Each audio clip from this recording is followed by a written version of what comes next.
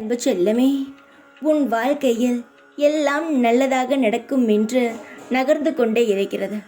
ஆனால் திடீரென்று எல்லா விஷயங்களும் தலைகீழாக மாறிவிடுகிறது. உன் வாழ்க்கையில் நிறைய கண்திஷ்டிகள் உள்ளது. எப்படி தெரியுமா? நீ ஒரு செயல் செய்வாய், அது நன்றாக நடப்பது போல்தான் இருக்கும். ஆனால் முடிவில் அது வேறு ஒரு பாதையில் சென்று உனக்கு உபயோகமாகவே இல்லாமல் போய்விடும். இது உன்னை பார்த்து சிலர் ஏங்குகிறார்கள்.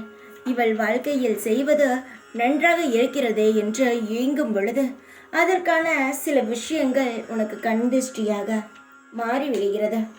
இதை நீ தடுக்க வேண்டும் என்று நினைத்தால் நான் சொல்லும் ஒரு விஷயத்தை நீ செய்தால் போதும். கண்திஷ்டியானது இனி உன்னிடம் நெருங்கவே நெருங்காது. என் உதியை எடுத்து தண்ணீரில் கலந்து அதை வீடு முழுவதும் நன்றாக தெளித்துவிட இருக்கும் கண்திஷ்டியானது உன்னை விட்டு ஓடிவிட.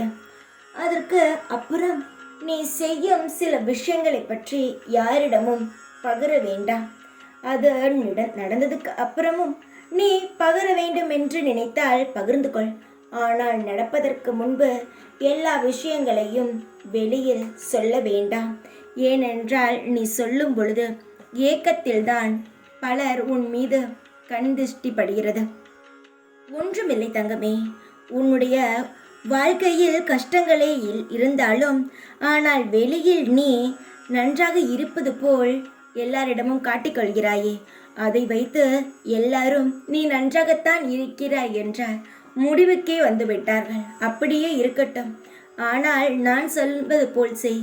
உன்னிடம் இருக்கும் கண்திஷ்டிகளானது உன்னை விட்டு ஓடிவிடும்.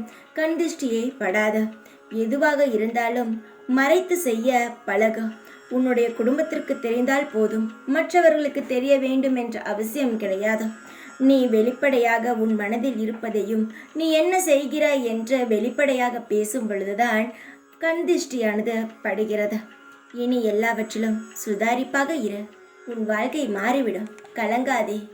ஒரு சின்ன சின்ன விஷயங்களுக்கெல்லாம் உன்னை நீயே போட்டு குழப்பிக்கொள்ளாதே. எல்லாம் காலப்போக்கில் மாறும் என்ற நம்பிக்கையை உன் மனதிற்குள் நீயே உருவாக்கிக்கொள். நல்லதை நினைத்தால் நல்லதுதான் நடக்கும். எந்த ஒரு தேவையில்லாத சிந்தனைகளும் உனக்கு வேண்டாம். தைரியமாக இரு. எப்பொழுதும் உன் கூடவே இருப்பேன் நான். ஓம் சாய்ராம்.